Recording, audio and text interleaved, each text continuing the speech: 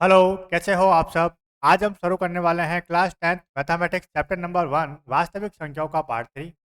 इस पार्ट में हम प्रश्नावली 1.1 का सॉल्यूशन करने वाले हैं।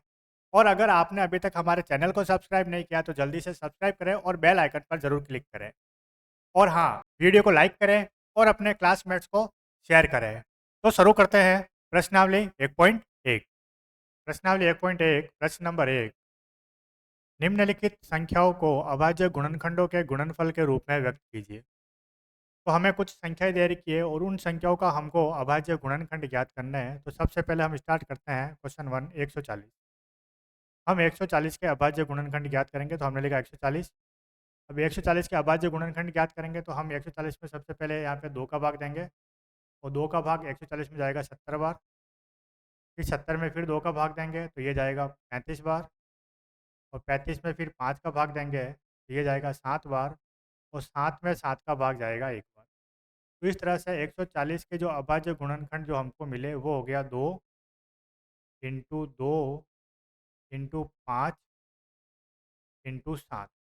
ये हो गया 140 के अभाज्य गुणनखंड। ठीक है। सेकंड क्वेश्चन हमें दे रखा है इसमें 156। हम 156 के अभाज्य गुणनखंड ज्ञात करेंगे। तो हमने लिखा यहाँ पे 156। तो सबसे पहले 156 में 2 का भाग देंगे तो 2 का भाग 156 में जाएगा 2 सत्ते 14, 2 अट्ठे 16, 78 बार। 78 में फिर 2 का भाग देंगे 2 तिया 6, 2 नम 18, 39। 39 में अब 3 का भाग देंगे तो ये जाएगा 13 बार। और 13 में 13 का भाग जाएगा 1 बार। तो इस तरह से 156 के जो अभाज्य गुणनखंड हमको मिले, 156 के जो हमको अभाज्य गुणनखंड मिले वो हो गया 2 इंटू 2 इंटू 3 इंटू 13। 156 के अभाज्य गुणनखंड हो गए 2 इंटू 3 इंटू 13। ठीक है। अब चलते हैं क्वेश्चन नंबर 3 की तरफ। और क्वेश्चन नंबर 3 में हमें दे रखा है 3825। 3825 के अभाज्य गुणनखंड ज्ञात करेंगे। तो हमने लिखा 3825। 3825 में सबसे पहले हम देंगे यहाँ पे 3 का भाग। 3 का भाग 3825 में जाएगा 1275। 1275 में फिर 3 का भाग देंगे तो ये जाएगा 425 बार। अब 425 में हम देंगे 5 का भाग। 5 का भाग 425 में जाएगा 85 बार। तो 85 में फिर 5 का भाग देंगे तो वो जाएगा 17 बार। और 17 में 17 का भाग देंगे तो वो जाएगा 1 बार। तो हमारे पास 3825 के जो अभाज्य गुणनखंड थे वो हमको मिला 3 इंटू 3 इंटू 5 इंटू 5 इंटू 17। तो ये हो गया हमारा 3825 के अभाज्य गुणनखंडों का गुणनफल। अब चलते हैं क्वेश्चन नंबर 4 की तरफ। क्वेश्चन जो 4 दे रखा है वो हमको दे रखा है 5005। और 5005 के हमको अभाज्य गुणनखंड निकालना है। तो हमने लिखा 5005। अब 5005 में सबसे पहले हम देंगे यहाँ पे 5 का भाग तो वो जाएगा 1001 बार। 1001 में फिर हम भाग देंगे 7 का। और यहाँ पे हो गया 143। और 143 में जो भाग जाएगा वो 11 का जाएगा 13 बार। और 13 में 13 का भाग देंगे हम 1 बार। इस तरह हमको 5005 के अभाज्य गुणनखंड प्राप्त होते हैं 5 इंटू 7 इंटू 11 इंटू 13। तो 5005 के अभाज्य गुणनखंडों का गुणनफल हो गया 5 इंटू 7 इंटू 11 इंटू 13। अब लास्ट क्वेश्चन है वो है 7429। 7429 के अभाज्य गुणनखंड हम ज्ञात करेंगे। तो सबसे पहले इसमें जो भाग जाएगा वो जाएगा 17 का। 17 का भाग 7429 में जाएगा 437 बार। तो हमने यहाँ पे लिखा 437। 437 में हम भाग देंगे 19 का।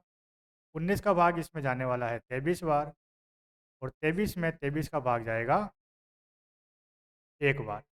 तो इस तरह से 7429 के अभाज्य गुणनखंड हमको मिलेंगे 17 इंटू 19 इंटू 23। तो 4000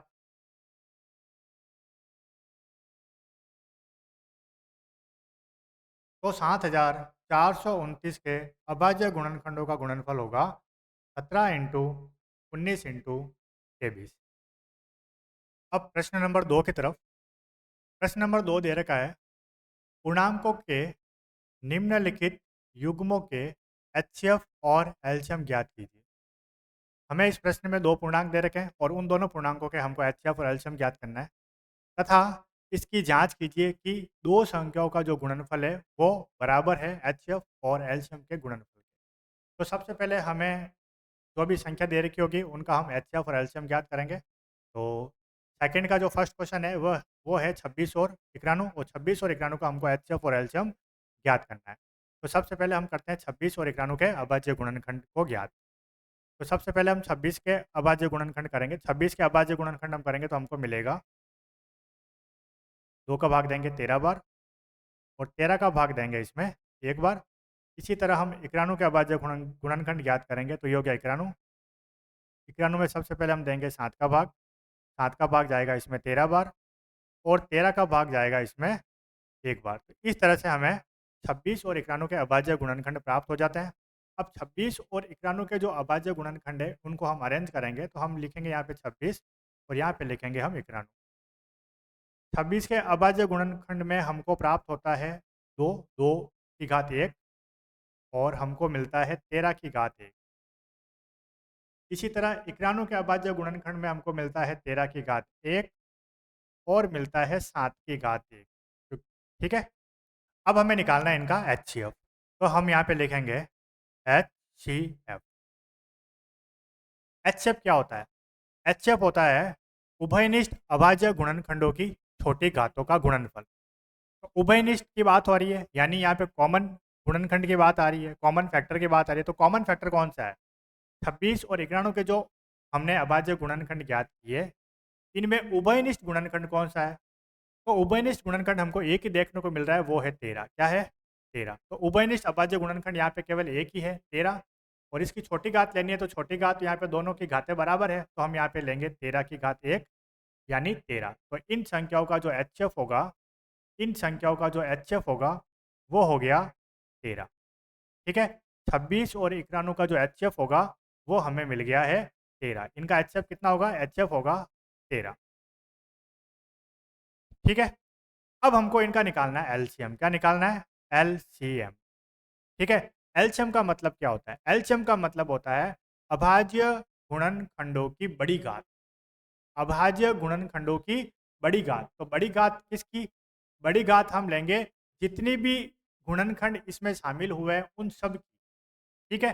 तो अब इसमें कौन कौन से गुणनखंड शामिल हुए? तो इसमें दो दो शामिल है तो 2 की घात 1 हम 2 ले लेंगे। इसी तरह इनके गुणनखंड में 13 भी शामिल है तो 13 की घात 1 हम ले लेंगे। इसी तरह इसमें 7 भी शामिल है तो इसमें 7 की घात हम 1 ले लेंगे। ठीक है। तो हमने ले लिया एलसीएम में 2 की घात 1, 13 की घात 1 और 7 की घात 1। इधर 13 को जब 2 से हम गुणा करेंगे तो 13 दूना 26 और 7 की घात 1 ये हो गया 7। अब हम क्या करेंगे? 26 को 7 से गुणा करेंगे। अब हम क्या करेंगे? 26 को 7 से गुणा करेंगे तो हमको मिलेगा यहाँ पे 182। क्या मिलेगा? 182। तो ये हो गया 182। क्या आ गया? 182 क्या आ गया? 182 आ गया 26 और 91 का एलसीएम। तो हमारे पास एलसीएम भी आ गया है और एचसीएफ भी आ गया है। एचसीएफ हमको मिला है, एचसीएफ हमारे पास आया है 13, एचएफ हमारे पास आ गया 13 और एलसीएम हमारे पास आ गया है 182। अब हमें इनकी जांच करनी है कि जो एचएफ और एलसीएम जो हमें प्राप्त हुआ है वो सही है या नहीं है। तो हम इनकी जांच करेंगे। जांच के लिए हम इस पॉइंट को यूज में लेंगे जो हमको क्वेश्चन में दे रखा है। क्या दे रखा है? हमको क्वेश्चन में दे रखा है कि दोनों संख्याओं का गुणनफल करेंगे यानी दो संख्या जो दे रखी है उनका गुणा करेंगे और साथ ही में इन दोनों संख्याओं का जो भी हमने एचसीएफ और एलसीएम निकाला है उनका भी गुणा करेंगे और चेक करेंगे कि इनका गुणनफल दोनों बराबर आ रहे हैं या नहीं आ रहे। अगर दोनों के गुणनफल अगर बराबर आ रहे हैं तो इसका मतलब ये हमारा क्वेश्चन सही होगा, और अगर दोनों के गुणनफल बराबर नहीं आ रहे तो इसका मतलब हमने जो क्वेश्चन किया है उसमें हमने कोई मिस्टेक कर दी है। तो चलो शुरू करते हैं, हम इसकी जांच करते हैं। तो हम करेंगे एचसीएफ और एलसीएम की जांच, तो हम इसकी जांच करेंगे। तो हमने यहाँ पे हेडिंग लगाई जांच, ठीक है। अब जांच में हमको क्या करना है, दोनों संख्याओं का गुणा करना है और एचसीएफ और एलसीएम का भी हमको गुणा करना है। तो हम यहाँ पे लिखेंगे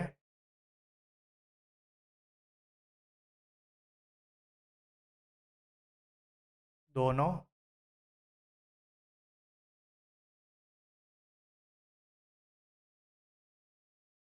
संख्याओं का गुणनफल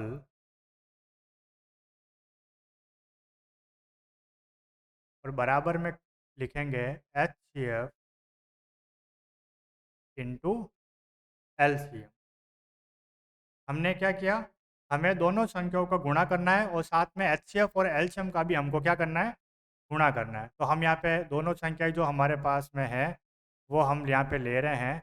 एक तो हो गया 26, और 26 को दूसरी संख्या जो है 91 उससे गुणा करेंगे, और इधर हम करेंगे एच सी एफ। जो एच सी एफ हमको मिला वो मिला 13, और एलसीएम जो हमको मिला वो हो गया 182। अब इनका हम गुणा करेंगे और चेक करेंगे कि इनका गुणनफल बराबर आ रहा है या नहीं आ रहा है, ठीक है। तो सबसे पहले हम क्या करेंगे, सबसे पहले हम करेंगे 26 को 91 से गुणा। जब 26 को 91 से गुणा करेंगे तो हमारे पास जो गुणनफल आएगा वो होगा 2368। हमें गुणनफल क्या मिलेगा, 2368।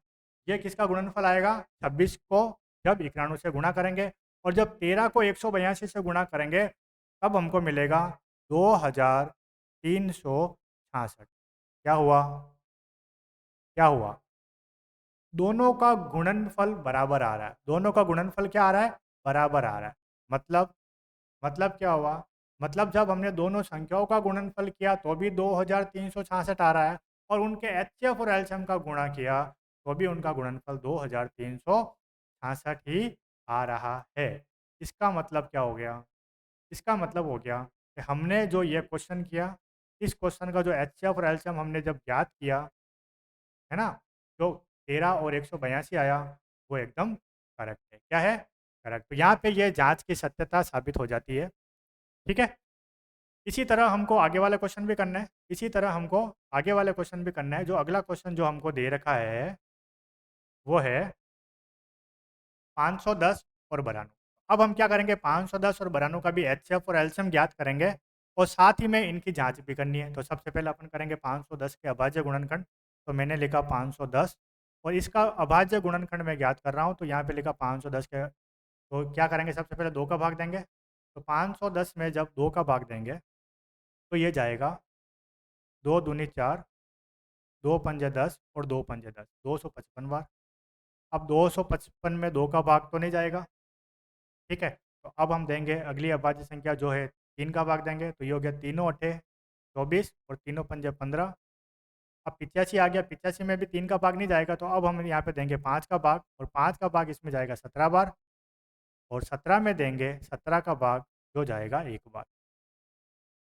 अब बरानू के अभाज्य गुणनखंड ज्ञात करेंगे। तो मैंने लिखा बरानू, बरानू के अभाज्य गुणनखंड में ये हो जाएगा, सबसे पहले 2 का भाग देंगे। तो 2 का भाग बरानू में जाएगा 2 चौक 8, 2 छिंग 12। फिर वापस 2 का भाग देंगे तो ये जाएगा 23 बार, और 23 स्वयं अभाज्य संख्या है तो 23 में 23 का भाग ही जाएगा 1 बार, ठीक है। अब हम इन संख्याओं को अरेंज करेंगे। तो हम यहाँ पे लिख रहे हैं 510 और बरानू, इनको सीक्वेंस में अरेंज करना है। तो सबसे पहले 510 के अभाज्य गुणन कौन कौन से हो गए, 2, 3, 5 और 17। तो यहाँ पे मैं लिख रहा हूँ 2 की घात 1, 3 की घात 1, 5 की घात 1 और 17 की घात 1। इसी तरह बरानू के अभाज्य गुणनखंड में हो गया 2, तो यहाँ पे 2 की घात 2 लिखेंगे क्योंकि यहाँ पे 2 2 बार आ रखा है। और सीधा 23 है तो मैं यहाँ पे 23 को सटा कर लिख देता हूँ साइड में, 23 की घात 1। ठीक है। अब हमें क्या करना है, अब हमें इनका ज्ञात करना है HCF और LCM। तो सबसे पहले मैं यहाँ पे लिख रहा हूँ HCF। HCF का मतलब क्या होता है? HCF का मतलब होता है उभयनिष्ठ अभाज्य गुणनखंड की छोटी घात। अब उभयनिष्ठ अभाज्य गुणनखंड कौन से हैं? तो उभयनिष्ठ अभाज्य गुणनखंड यहाँ पे केवल 2 है। उभयनिष्ठ अभाज्य गुणनखंड यहाँ पे कौन सा है? केवल 2। ध्यान से देखिए, वो गुणनखंड जो दोनों संख्याओं में शामिल है। तो दोनों संख्याओं में आ रहा है, बाकी एक भी गुणनखंड दोनों में नहीं आ रहा है। तो उभयनिष्ठ अभाज्य गुणनखंड हुआ यहाँ पे केवल 2। अब इसकी छोटी घात कौन सी है? 2 की घात 1 और 2 की घात 2 में से। तो छोटी घात यहाँ पे है 2 की घात 1। तो HCF होगा 2 की घात 1। 2 की घात 1 का मतलब क्या हो गया? HCF 2 हो गया। HCF कितना हो गया? HCF हमारे पास आ गया है 2। HCF हमारे पास क्या आ गया है? 2। यानी 510 और 92 का जो HCF होगा वो 2 होगा। क्या होगा? 2। अब हमें क्या निकालना है? अब हमें निकालना है यहाँ पे LCM। क्या निकालना है? LCM। LCM का मतलब क्या होता है? एलसीएम का मतलब संख्याओं में शामिल अभाज्य गुणनखंडों की बड़ी घात। मतलब सारी अभाज्य गुणनखंड की जो बड़ी घात होगी, ठीक है, तो वो बड़ी घात हमको इसमें शामिल करना है। तो बड़ी घात में सबसे पहले देखो यहाँ पे दो, दो में देखो बड़ी घात कौन सी है? 2 की घात 1 या 2 की घात 2? तो यहाँ पे 2 की घात 2 है, तो हम यहाँ पे लिखेंगे 2 की घात 2 गुणा 3 की घात 1, 3 की घात 1 गुणा 5 की घात 1 गुणा 17 की घात 1 गुणा 23 की घात 1। ठीक है, सारे अभाज्य गुणनखंडों की बड़ी घात। ठीक है, अब 2 की घात 2 कितना हो गया? 2 की घात 2 यहाँ पे हो गया 4। ये हो गया तीनों पंजे 15, ये हो गया 17 और ये हो गया 23। अब हमें क्या करना है? अब हमें क्या करना है? हमारे पास जो भी संख्या आई है, हमारे पास जो भी संख्या आई है, इनको आपस में हम करेंगे गुणा। क्या करेंगे? गुणा। यानी हमको क्या करना है? 4, 15, 17 और 23 को आपस में गुणा करेंगे। जब इन सभी संख्याओं को जब आपस में गुणा करेंगे तब हमें मिलेगा 23,460। क्या मिला हमको? 23,460। तो हमें एलसीएम प्राप्त हो गया, एलसीएम प्राप्त हो गया 23,460। यानी 510 और 92 का जो एलसीएम होगा वो होगा 23,460। अब हमें इनकी करनी है जांच। क्या करनी है? जांच। तो हम यहाँ पे करेंगे जांच करेंगे। क्या करेंगे? जांच।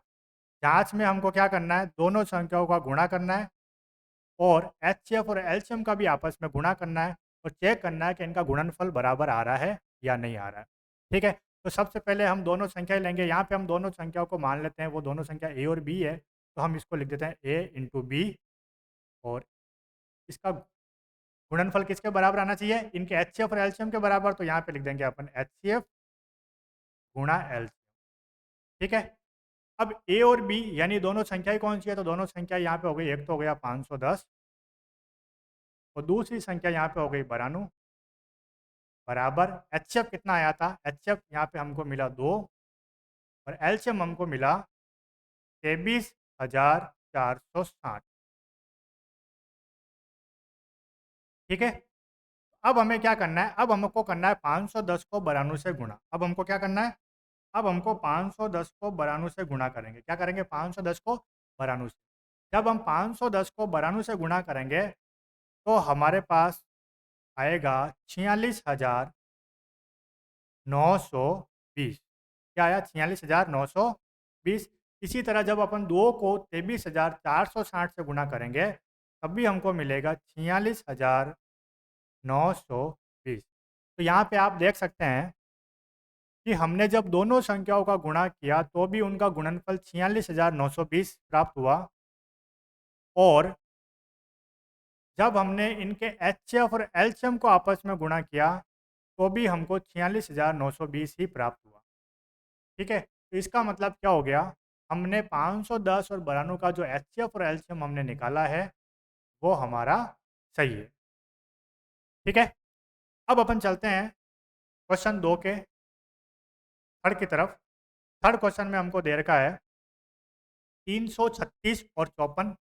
इसको भी हमको क्या करना है, एचसीएफ और एलसीएम ज्ञात करना है और साथ में इसकी जांच भी करनी है। तो अपन शुरू करते हैं। सबसे पहले 336 और 336 के हम अभाज्य गुणनखंड ज्ञात करेंगे। तो 336 के अभाज्य गुणनखंड हम 2 का भाग देंगे। ये हो गया 2 एकम 2, 2 छिंग 12, 2 अट्टे 16। वापस 2 का भाग देंगे तो ये हो जाएगा 2 अट्टे 16, 2 चौक 8। फिर 2 का भाग देंगे तो ये हो गया 2 चौक 8, 2 दूनी 4। फिर 2 का भाग देंगे 21 बार। अब इसमें 2 का भाग नहीं जाएगा तो हम देंगे 3 का भाग। ये हो गया 3 और 7 21। और यहाँ पे 7 का भाग देंगे जो जाएगा 1 बार। ठीक है। इसी तरह हम 54 के अभाज्य गुणनखंड भी निकाल लेंगे। तो 54 का जो अभाज्य गुणनखंड होगा वो हो गया, सबसे पहले 2 का भाग दे रहे हैं तो 2 का भाग जाएगा इसमें 27 बार। अब यहाँ पे हम देंगे 3 का भाग जो जाएगा 9 बार। फिर 3 का भाग देंगे जो जाएगा 3 बार।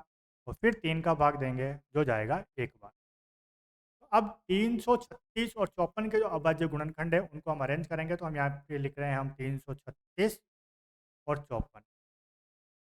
ठीक है। अब 336 के अभाज्य गुणनखंड में क्या क्या है, तो 336 के अभाज्य गुणनखंड में हमको मिल रहा है 2, 3 और 7। अब 2 कितनी बार आ रहा है, 2 आ रहा है 4 बार। तो मैं यहाँ पे लिख सकता हूँ 2 की घात 4। ठीक है। 3 यहाँ पे आ रहा है तो यहाँ पे मैं लिख सकता हूँ 3 की घात 1। और 7 है तो यहाँ पे मैं लिख सकता हूँ 7 की घात 1। ठीक है। इसी तरह 54 के अभाज्य गुणनखंड में 2 आ गया 2 की घात 1। और यहाँ पे 3 हुआ 3 बार तो यहाँ लिखेंगे 3 की घात 3। ठीक है। अब हमको क्या निकालना है, अब हमको यहाँ पे निकालना है एचसीएफ। क्या निकालना है, एचसीएफ। तो मैं पहले यहाँ पे एचसीएफ निकाल रहा हूँ। एचसीएफ का मतलब क्या होता है, एचसीएफ का मतलब क्या होता है, एचसीएफ का मतलब होता है उभयनिष्ठ अभाज्य गुणनखंड की छोटी घात। तो देखो उभयनिष्ठ अभाज्य गुणनखंड का है, उभयनिष्ठ में देखो एक तो 2 आ रहा है, एक तो 2 उभयनिष्ठ है देखो, यानी ये कॉमन गुणनखंड है, दोनों में आ रहा है। ठीक है। और एक 3, ये भी उभयनिष्ठ अभाज्य गुणनखंड है जो दोनों में आ रहा है। ठीक है। अब इनकी छोटी घात हमको लेनी है। तो 2 की घात 4 और 2 की घात 1 में से छोटा कौन है, 2 की घात 1। तो हम लेंगे 2 की घात 1। हम यहाँ पे क्या लेंगे, 2 की घात 1, 2 की घात 1। इसी तरह 3 की घात 1 और 3 की घात 3 में से छोटा कौन है, ऑब्वियसली 3 की घात 1। तो हम यहाँ पे लेंगे 3 की घात 3। तो 2 की घात 1 और 3 की घात 1 को जब आपस में गुणा करेंगे तो हमको क्या मिलेगा, 2 तिया 6। क्या मिला, 2 तिया 6। इसका मतलब जो एच एफ होगा 336 और 54 का वो हो गया 6। अब हमको क्या करना है, अब हमें क्या करना है, अब हमको एलसीएम निकालना है। क्या निकालना है, अब हमें निकालना है, अब हमको क्या करना है, अब हमको एलसीएम निकालना है। ठीक है। अब हम निकालेंगे एल सी एम। एलसीएम का मतलब क्या होता है, एलसीएम का मतलब होता है अभाज्य गुणनखंडों में शामिल सभी संख्याओं की बड़ी घात। ठीक है। अब बड़ी घात लेनी है तो एलसीएम में सबसे पहले देखते हैं 2। अब इनमें बड़ी घात कौन सी है, 2 की घात 1 या 2 की घात 4, 2 की घात 4। तो हम यहाँ पे क्या लेंगे, हम यहाँ पे क्या लेंगे, हम लेंगे यहाँ पे 2 की घात 4। इसी तरह 3 की घात 1 और 3 की घात 3 में से बड़ा कौन है, 3 की घात 3। और यहाँ पे 7 की घात 1। ठीक है। तो 2 की घात 4 कितना हो गया, 2 की घात 4 का मतलब 2 को 4 बार लिख कर आपस में गुणा करना है। तो 2 की घात 4 होता है 16। इसी तरह 3 की घात 3 यानी 3 का क्यूब होता है 27। और ये हो गया 7 की घात 1 का मतलब 7। हम क्या करेंगे, इनको आपस में गुणा करेंगे। किस किस को गुणा करेंगे, 16, 27 और 7 को जब आपस में गुणा करेंगे तो हमें मिलेगा 3024। क्या मिलेगा, 3024। तो हमारे पास ये आ गया है 336 और 54 का एलसीएम। एलसीएम हमको कितना मिला, एलसीएम हमको मिला 3024। ये हमारे पास आ गया एलसीएम। अब हमको चेक करना है ये एचसीएफ और एलसीएम सही है या नहीं है। तो हम वापस क्या करेंगे, हम वापस क्या करेंगे, इनकी जांच करेंगे। क्या करेंगे, हम इनकी जांच करेंगे। तो हम सबसे पहले करते हैं इनकी जांच। अब जांच के लिए हमको क्या करना पड़ेगा, दोनों संख्याओं का गुणा करना पड़ेगा और साथ में एचसीएफ और एलसीएम का भी गुणा करना पड़ेगा। हम मान लेते हैं दोनों संख्या है वो है ए और बी, तो हम क्या करेंगे, ए को बी से गुणा करेंगे और जो एचसीएफ आया उसको एलसीएम से गुणा करेंगे और चेक करेंगे कि दोनों का गुणनफल बराबर है या फिर नहीं है। तो ए यानी पहली संख्या जो हमारे पास है 336, तो हम यहाँ पे लिखेंगे 336, तो यहाँ पे मैंने लिखा 336 गुणा करेंगे बी यानी दूसरी संख्या जो हो गया 54। तो 336 को 54 से हम करेंगे गुणा और साथ ही में एच एफ हमारे पास कितना आ गया 6, एलसीएम हमारे पास आया 3024। इनको भी आपस में क्या करेंगे, हम करेंगे गुणा, तो हम चेक करेंगे कि दोनों का गुणनफल क्या आ रहा है। तो सबसे पहले हम गुणा करेंगे 336 को 54 से, क्या करेंगे 336 को 54 से गुणा करेंगे। जब 336 को 54 से गुणा करेंगे तो हमको मिलेगा 18,144, ठीक है। और साथ ही में हम गुणा करेंगे, तो एच एफ 6 आया उसको एलसीएम से गुणा करेंगे 3024 से, तो इसको हम गुणा कर रहे हैं 6 को 3024 से, तो भी हम हमारे पास जो गुणनफल आ रहा है वो आ रहा है 18,144। मतलब क्या हुआ, मतलब क्या हुआ, मतलब जब हमने दोनों संख्याओं को आपस में गुणा किया तो उसका गुणनफल एचसीएफ और एलसीएम के गुणनफल के बराबर आ रहा है। और यदि आपको हमारा यह वीडियो पसंद आया है तो आप इसे लाइक कीजिए और अपने मित्रों को शेयर ज़रूर कीजिए। ओके, थैंक यू, जय हिंद।